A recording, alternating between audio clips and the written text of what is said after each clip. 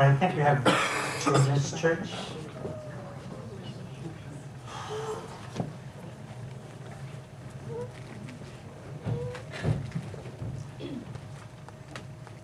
All right. Good afternoon, everyone. Is it too loud?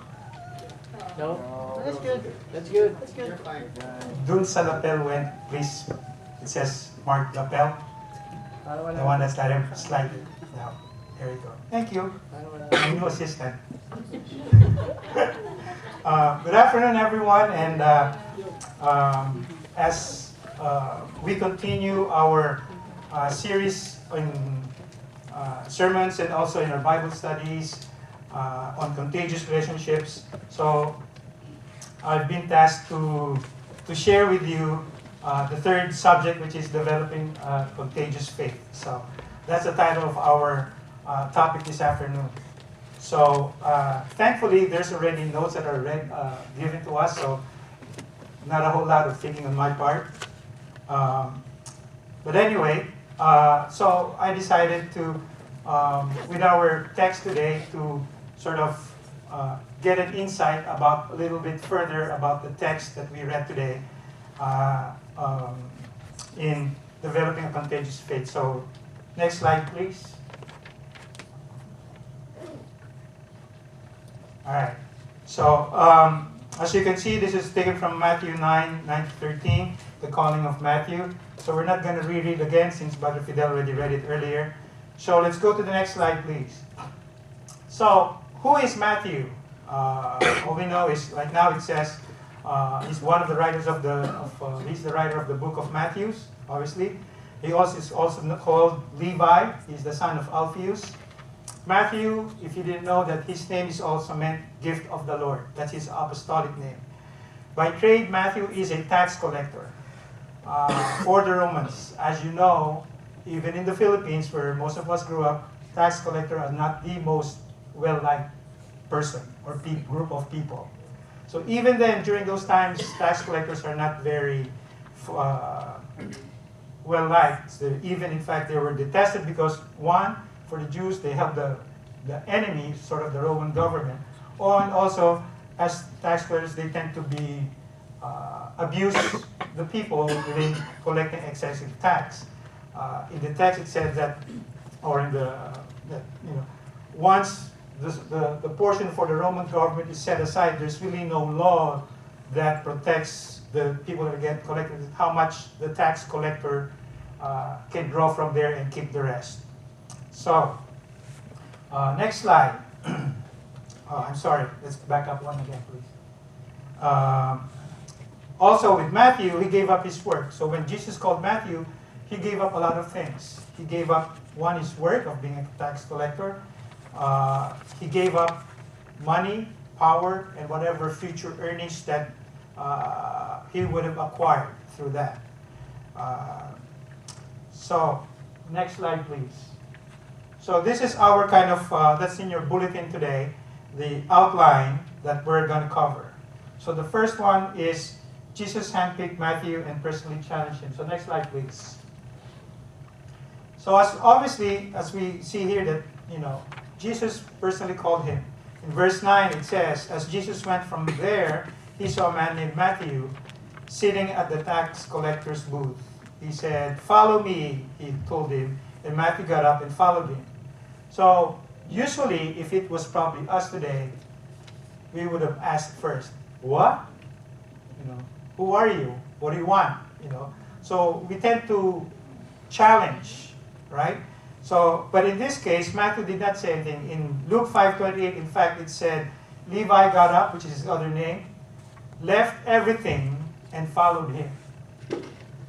So he didn't question, he didn't ask, just left everything, para bang dropped whatever he had, and he followed Jesus. All right. So, like I said earlier, it cost him a lot. It cost him his land, his possession, and everything. All right. So he walked away from that. So after this conversion, next slide, please. What did Matthew do? All right. If we go back to our text, all right, Matthew gave a party. So soon after his conversion, okay, let's celebrate. In Luke 5:29, he said, then Levi held a great banquet for Jesus at his house, and a large crowd of tax collectors and others were eating with them. So this is Matthew's way of, one, giving thanks, two, also sort of bidding farewell to his friends, his former cohorts, should I say, that now, hey, I'm parting ways with you. And more importantly, it is a way to introduce Jesus to his friends or co-workers or cohorts. Introduce Jesus and his disciples and to sort of, mingle with them. So it's called a Matthew party. In this particular scene, you see that Matthew took a lot of great risk by putting both groups together. All right. Never you would see, tax collectors and kind of Pharisees don't really mix. All right. They don't have the same sort of circle of friends. All right. It was an opportunity that Matthew took to allow for Jesus and his followers to be able to influence Matthew's tax collector buddies. It also shows that Matthew had a tender heart and a genuine concern for his friends, especially the fellow tax collectors, because he knows where they're headed to if they don't find Jesus or nobody reaches out to them.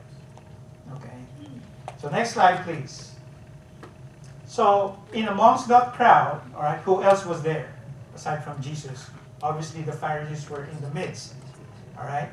So the Pharisees, according to our text, had some issues with that. So in verse 11, it says, when the Pharisees saw this, they asked his disciples, why does your teacher eat with tax collectors and sinners? So the red flag went up right away. Why is your teacher associating with sinners, with the scums of the earth? The Pharisees, in this case, their main issue is not the party itself, but the guest list in the party. Who were there? All right. To them, the tax collectors and sinners did not deserve to be around Jesus. To them, the Pharisees only saw sinful, unworthy, profane, greedy, immoral, and worthless sinners. That's how they categorize the non-Jewish people and the tax collectors. So they're at the bottom. Maybe if there's a bottom under the bottom, that's where they would put them. To the Pharisees, these people are lost causes and worthy of the judgment waiting for them. They all deserve judgment and they all deserve to die. So, as you can see, the Pharisees have somewhat turned stone cold, or they're, I should say, they were too proud. Hindi dapat nandun yung mga tax collectors. So, the question I have for you is, have we encountered something like this? Have we witnessed something like this where maybe in a public setting or in a church setting wherein, people are set aside just because, whether, they're from a different part of the country. I mean, even amongst Filipinos, we see that. They're not from my town, or they're not from, hindi Bisaya, hindi Kapampangan, hindi ganito, hindi ganyan. They're from a different region, maybe. For whatever reason, those, the tax collectors were treated like that. Okay? So next slide, please. So in response, what did Jesus do? Jesus then compared himself, upon seeing this, to a doctor. All right? So in verse 12, it is not the healthy who need a doctor, but the sick. So Jesus goes back and sort of zeroes in on the Pharisees that, hey, doctors surround themselves with sick people because that's their job. Because sick people need their services. They apply their skills to those who are actually ill. You don't find doctors out at the financial district or up somewhere. Usually, their offices are near the hospital, as obviously as we have here in Fredericksburg. You see a lot of doctors' offices. Some of them are inside the hospital. Some of them are surrounded, just around the hospital areas. Jesus reminds them of his mission in verse 13, "For I have not come for the righteous, but for sinners." His mission is not with the righteous. If you already are well, then he didn't really come for you. If you think you're well, then he didn't come for you. He came for those who are recognize that they have sinned, or at some point are willing to recognize that they are sinners. Next slide, please. So in this regard, Jesus always makes time for those who recognize their sinful nature. He also focuses his attention to those who are sick, but open about it and anxious for treatment. For people that deny their sinful nature and feel healthy, all right, sadly, they do not hang out near a doctor. They say, "Oh, I don't need that."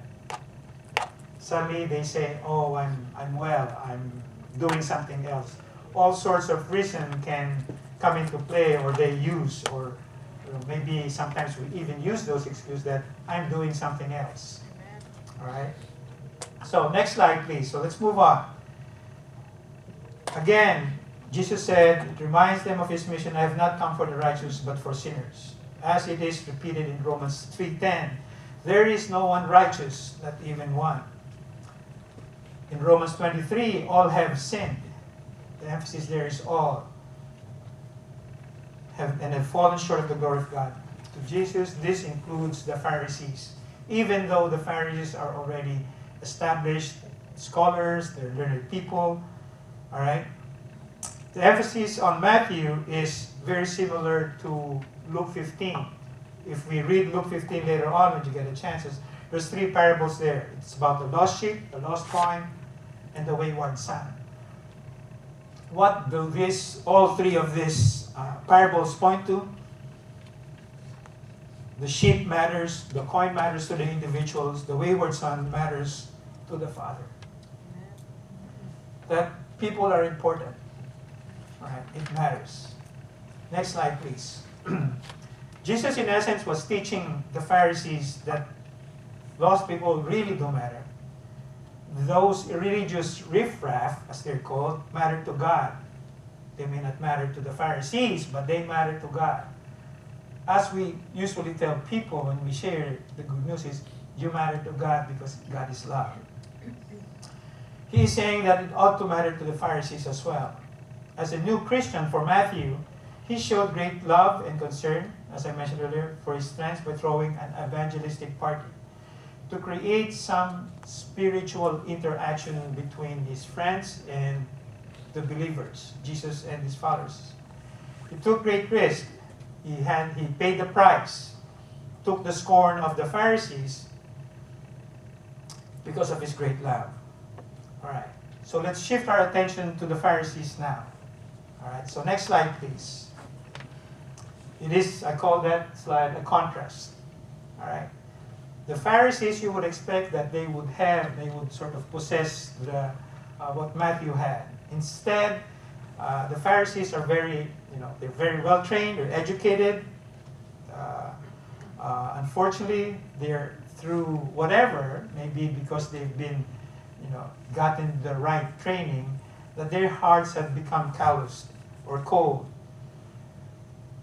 That they sort of put aside those people that needed the help. All right? Jesus wanted them to learn, the second bullet there, from Matthew, that, there is genuine love and concern. And that's what he really wanted for the Pharisees, as sort of a takeaway that, look at Matthew. He's used Matthew as an example. Jesus' point here is there is more to life of following and serving God than the malicious or meticulous carrying out of the kingdom commands. All right. So the Pharisees are really good in following the laws because they've been trained. They know what is right, what is wrong. They know the different rituals. When you're unclean, what's the right food to eat, and all that, and even the holidays, the church holidays, and all that. So they're very familiar with that. So when they see something wrong, they could easily spot it right away and say, "You're wrong in doing this," blah, blah, blah, or whatnot. Okay? So what Jesus is saying is, you gotta infuse some love in that. All right? Have a goal, the fourth bullet, have a goal of becoming increasingly tender and concerned about the condition and fate of the lost, irreligious people in their world. Jesus was in essence showing what the Pharisees ought to be looking at. All right, so next slide please. So, which brings us to our lesson for today. What is Jesus trying to tell us? It is so easy for us to fall into, this is a long word, perfectionistic traps as we attempt to grow up in the Christian faith. So we kind of look to the Pharisees wherein we want things to be in order. All right, I am guilty of that. I want certain things in order. We want to be perfect. We think in the eyes of God that we're following His word to the T. Amen. But then again, we also begin gauging second bullet, spiritual maturity by how much we know, how much we serve, how many church events we've attended. I'm doing this, I'm an officer of this, and so you're so spread thin that you're